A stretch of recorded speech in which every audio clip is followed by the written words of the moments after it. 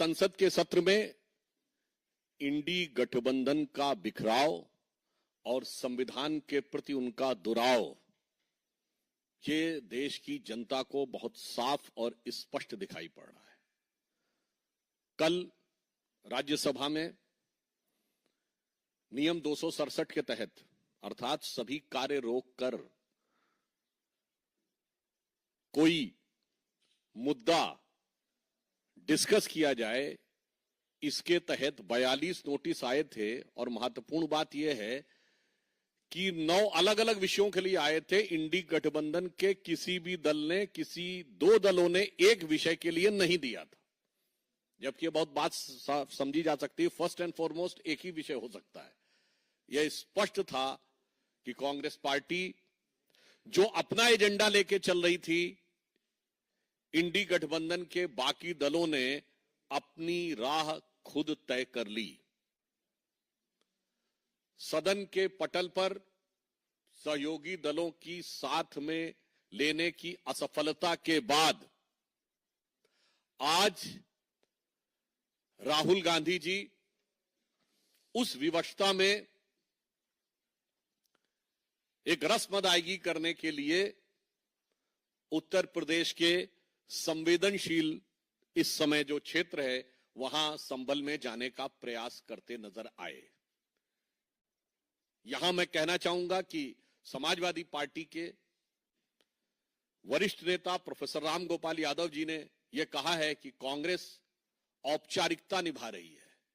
मैं उनके बयान में को थोड़ा अलग रूप में कहना चाहूंगा कि कांग्रेस औपचारिकता नहीं, विवशता निभा रही है।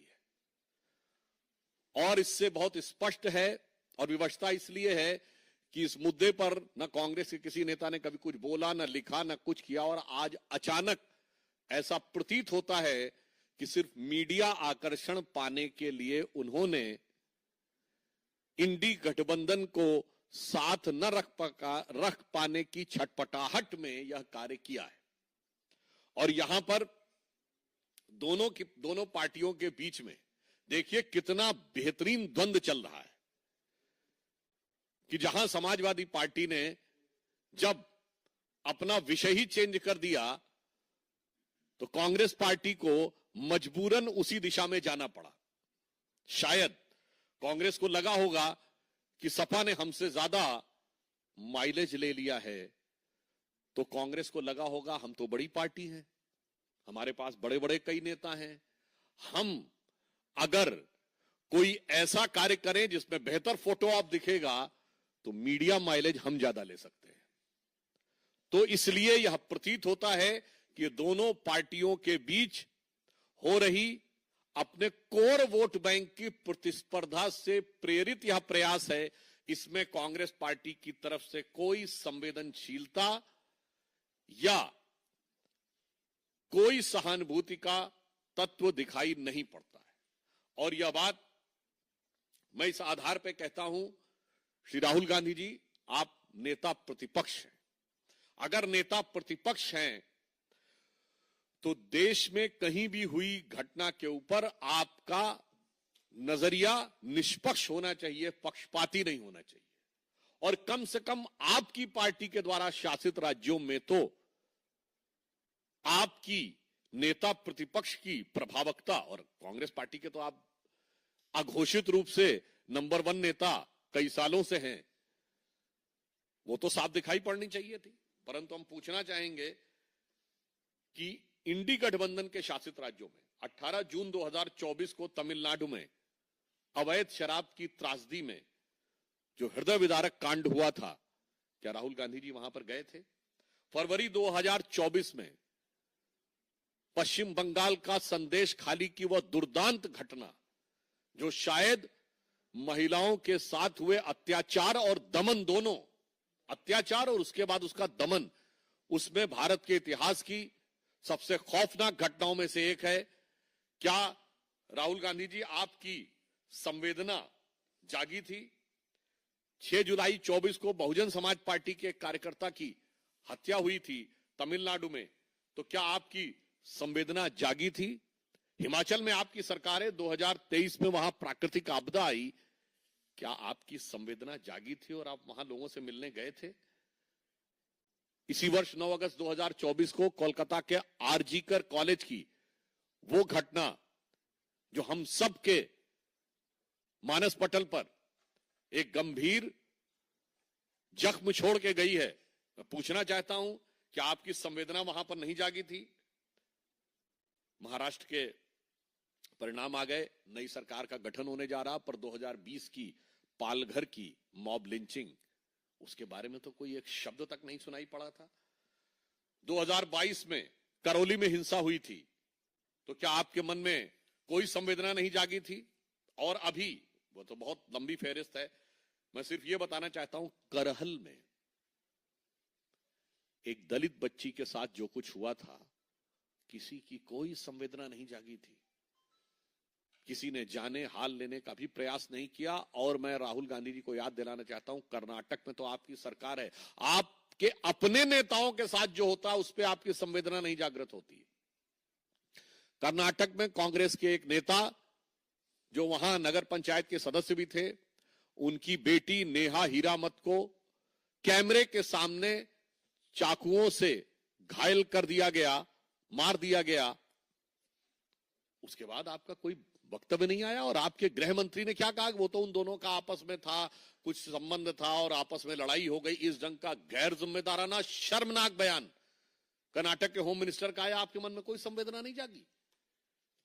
कर्नाटक में आपके शेड्यूल कास्ट नेता हुआ करते थे अखंड श्रीनिवास मूर्ति, उनके घर के ऊपर एक भीड़ ने हमला करके प्राणघातक हमला किया, आपकी कोई संवेदना नहीं जागी? इससे बहुत साफ है कि इसमें किसी भी प्रकार की संवेदना का कोई महत्व नहीं है, बल्कि सियासी तराजू के नफे नुकसान को पे तौल के, सियासत के तराजू पर नफा नुकसान पहले तौला जाता है, उसके बाद तय किया जाता है कि हमें क्या करना है। अभी प्रियंका जी का भी यह बयान आया, अब तो मुझे यह भी लग रहा है कि भाई प्रतिस्पर्धा इंडी गठबंधन में ही है कि कांग्रेस पार्टी में भी अब दो ध्रुव हो गए हैं। एक जमाने में यूनिपोलर पॉलिटिक्स हुआ करती थी देश की, और बीजेपी ने बाइपोलर कर दिया है। मुझे लग रहा है अब कांग्रेस के अंदर भी बाइपोलर पॉलिटिक्स का एक नया युग का सूत्रपात होने वाला है। और यहां पर हम एक और बात कहना चाहते हैं, यदि आपके मन में संवेदना थी और आप ईमानदारी से जाना चाहते थे तो आपको सूचना देनी चाहिए थी। और पुनः मैं कहूं, श्री राहुल गांधी जी के पास Z+ विद ASL सिक्योरिटी है। ASL का फुल फॉर्म ये वो सिक्योरिटी है जो देश के गृह मंत्री के पास है, देश के रक्षा मंत्री के पास है। ASL का मतलब होता है एडवांस सिक्योरिटी लाइसेंसिंग। इस सुरक्षा का व्यक्ति, ये प्रधानमंत्री के बाद सर्वोच्च स्तर की सुरक्षा है। इस प्रकार की सुरक्षा के व्यक्ति को जहां जाना होता है, एडवांस में वो प्रोग्राम बताया जाता है, एडवांस में वहां पर पुलिस की टीम पहुंचती है और उस जगह को सैनिटाइज करती है और उसके बाद क्लियरेंस देती है। तो ना तो आपके दिल की भावना थी जाने की, और ना आपने औपचारिक रूप से जो आपका दायित्व और सुरक्षा, उन दोनों के हिसाब से भी आपने जाने की मंशा नहीं की, एक रस्म अदायगी की और उसके उपरांत लौटकर आ गए। तो मुझे लगता है कि कांग्रेस पार्टी का ये जो सो कॉल्ड यात्रा थी, ये इंडी गठबंधन की आपसी प्रतिस्पर्धा के भाव से अधिक प्रेरित थी, जो इंडी गठबंधन के भिन्न भिन्न दलों में अपने उस कोर वोटर को अपने कब्जे में रखने की छटपटाहट से प्रेरित है। वो मूल वोट जिस कारण से इंडी गठबंधन एक हुआ है, उस पे कब्जे की ये छटपटाहट है। इसमें जनता के लिए संवेदना कहीं दिखाई नहीं पड़ती। दूसरा विषय, मैं एक महत्वपूर्ण और गंभीर विषय कहना चाहूंगा कि पंजाब में जब से आम आदमी पार्टी की सरकार आई है, आर्थिक स्थिति खस्ताहाल होती चली जा रही है और वहां पर अपराध और कानून की स्थिति निरंतर समस्याजनक होती जा रही है। आने के साथ ही हत्याओं का सिलसिला और अपराधियों के हौसले बढ़ने का जो सिलसिला शुरू हुआ, जो शायद मैं सिर्फ 2 घटनाओं का उल्लेख करता हूं जो कभी किसी भी दौर में पंजाब में नहीं हुआ, कि पुलिस के एक ऑफिस के ऊपर हमला करके लोगों को छुड़वा लिया जाए, ये आम आदमी पार्टी की सरकार के बीच में हुआ। और आज पवित्र स्वर्ण मंदिर के द्वार के ऊपर गोली चलना और एक पूर्व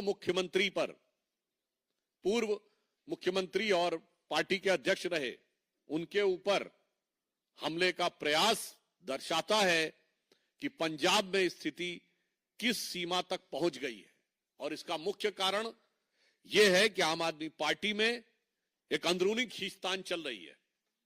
पंजाब की सरकार ये ऐसा मीडिया में जो जानकारी और जो जन सामान्य में जानकारी है, इस कारण से दिल्ली के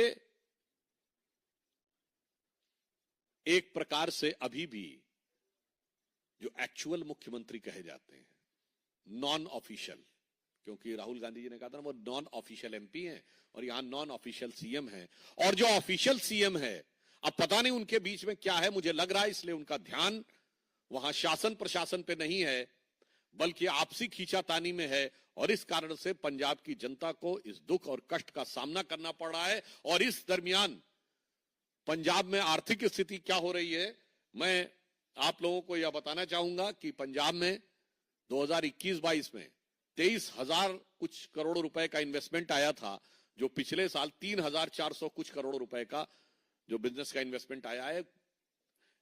एक मीडिया में प्रकाशित खबर के अनुसार 80% से अधिक की गिरावट आई है।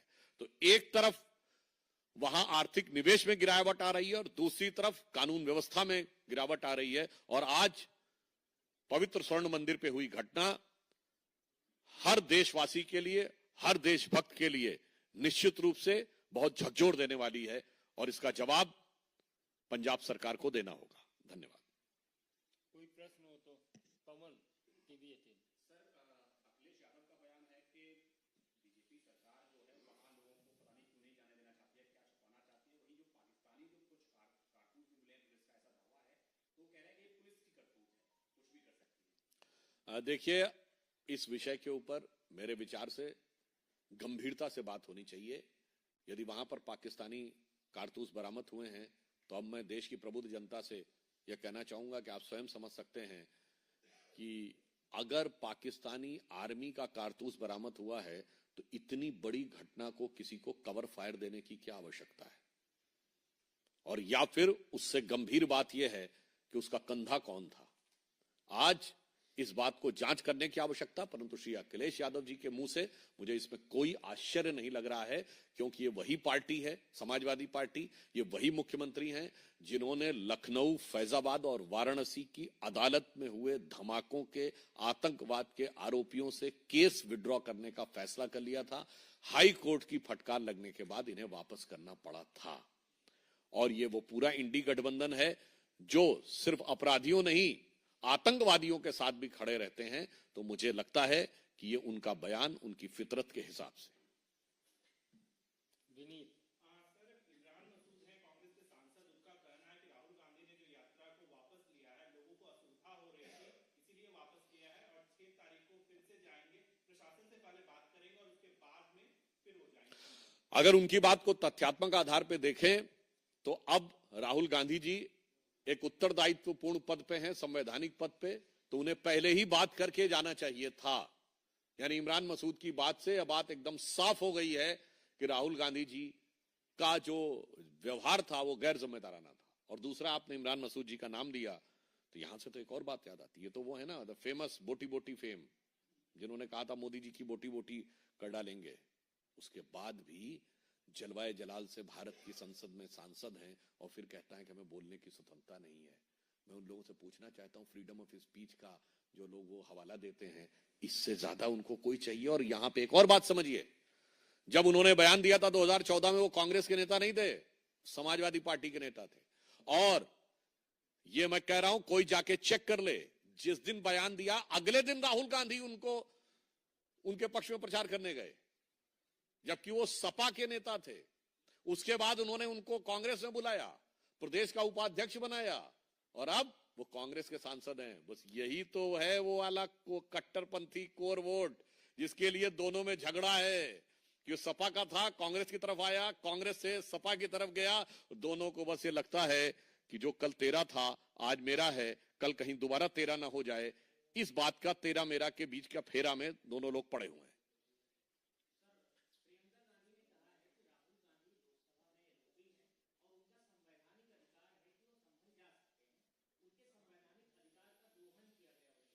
देखिए, यदि आप नेता प्रतिपक्ष हैं तो संवैधानिक अधिकार के साथ साथ संवैधानिक दायित्व भी होता है। उनका संवैधानिक दायित्व यह था कि वो प्रशासन से बात करके नियमों और व्यवस्थाओं के तहत जाते, नियम और व्यवस्था तोड़ते हुए नहीं। और इसीलिए संवैधानिक पद पर बैठने मात्र से संवैधानिक विवेक जागृत नहीं हो जाता है और दायित्व बोध नहीं आ जाता है। यह राहुल गांधी जी के आचरण से साफ दिख रहा है। और मैं पुनः कहूंगा, उनका ना तो कोई संवैधानिक उद्देश्य था, ना कोई राजनीतिक उद्देश्य था। केवल समाजवादी पार्टी के साथ हो रही गला काट प्रतिस्पर्धा के बीच में एक मीडिया का आकर्षण क्रिएट करना ही उनका लक्ष्य था।